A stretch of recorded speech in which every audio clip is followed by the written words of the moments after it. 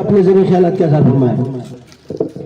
بسم اللہ الرحمن الرحیم نحمده ونصلی علی رسوله الکریم اما بعد فاعوذ باللہ من الشیطان الرجیم بسم اللہ الرحمن الرحیم وما لكم لا تقاتلون في سبيل الله والمستضعفين من الرجال والنساء والولدان الذين يقولون ربنا أخرجنا من هذه القرية الظالم أهلها واجعل لنا من لدنك وليا واجعل لنا من لدنك نصيرا۔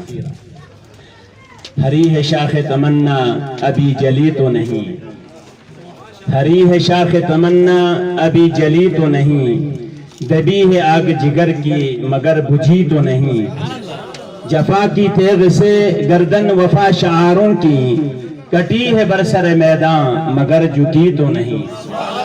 اے خاک نشینوں اٹھ بیٹھو وہ وقت قریب آ پہنچا ہے، جب تخت گرائے جائیں گے جب تاج اچھالے جائیں گے، مسلح بیچ کر خنجر خرید اے بے خبر صوفی، مسلح بیچ کر خنجر خرید اے بے خبر صوفی، کہ ٹکرانے کو ہے تیری فقیری سے شہنشاہی۔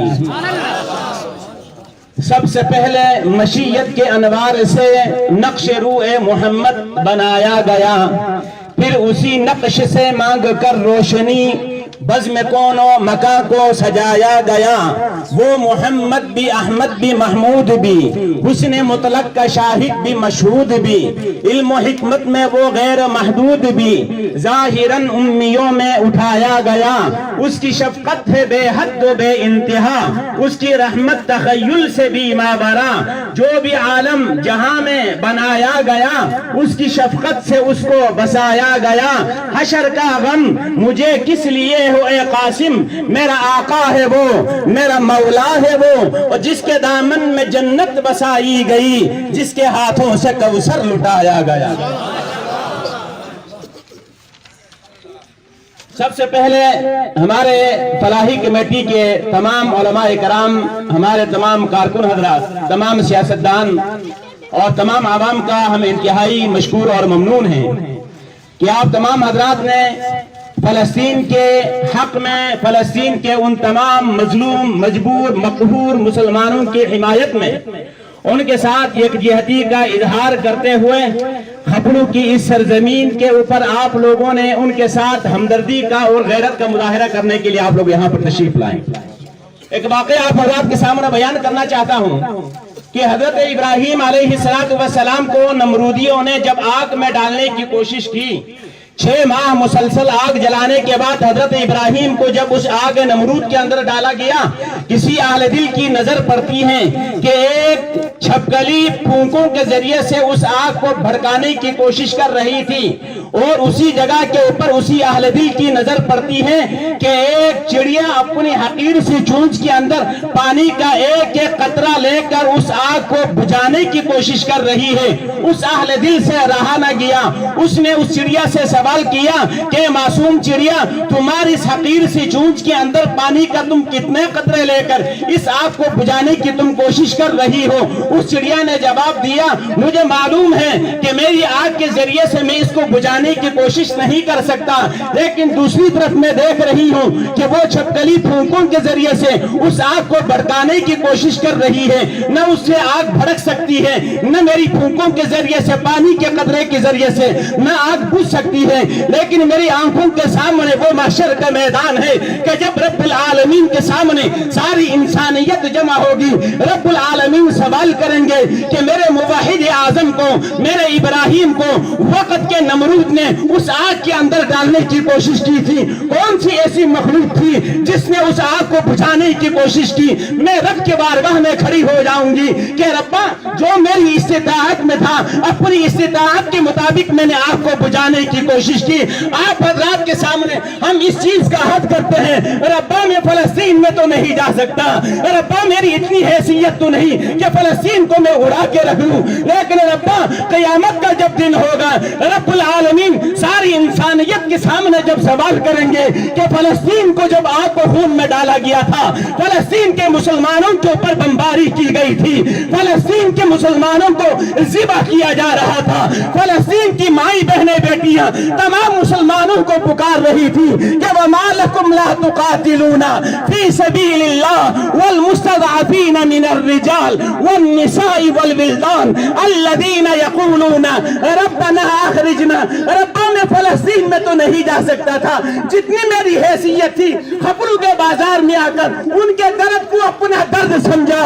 ان کی تکلیف کو اپنی تکلیف سمجھا، ان کے ہزاروں غموں کو اپنا غم سمجھا، ان کے سینے کے اوپر گولیاں لگتی رہی، ربا درد میرے سینے میں ہوتا رہا۔ یہ کیسا مسلمان ہے کہ ان کے درد کو اپنا درد نہ سمجھے؟ یہ کیسا بے حس مسلمان ہے ان کی تکلیف کو اپنی تکلیف نہ سمجھے؟ رب کعبہ کی قسم، مسلمان تو اتنا حساس ہوتا ہے کہ خنجر چلے کسی پہ تڑپتے ہیں ہم امیر، شاید سارے جہاں کا درد ہمارے جگر میں ہے۔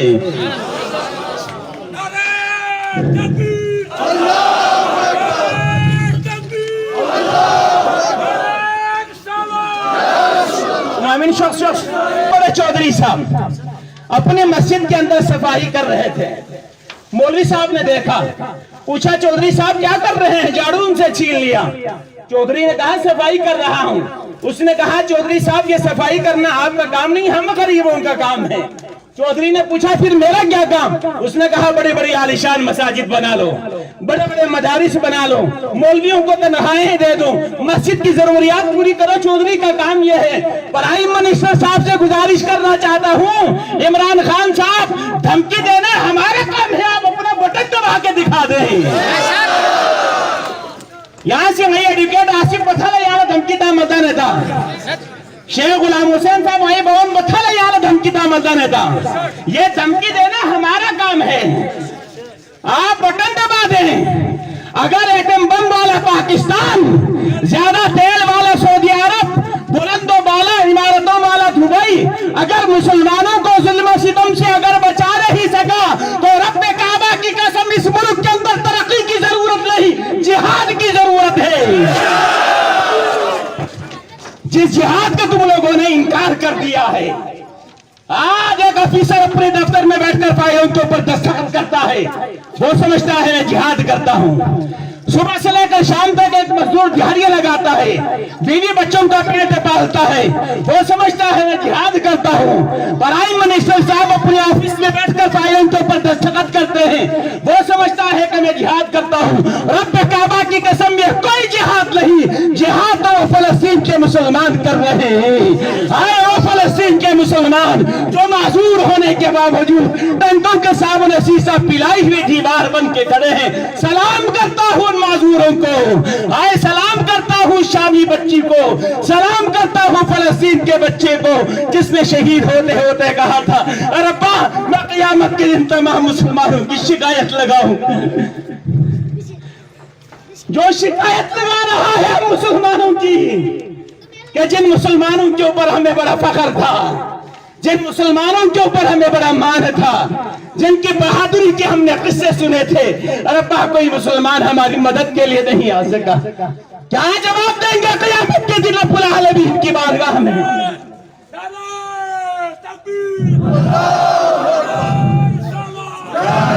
ہمارے اختیار میں جو کچھ تھا ہم نے کیا۔ زندگی اگر رہی اور اپنے فلسطین کی سرزمین پر ہمیں جانے کی توفیق دی، کشمیر کی دھرتی پر اگر ہمیں جانے کی توفیق دی، رب کعبہ کی قسم ان کفار سے ہم ضرور بالضرور جہاد کریں گے۔ وآخر دعوانا الحمدللہ رب العالمین۔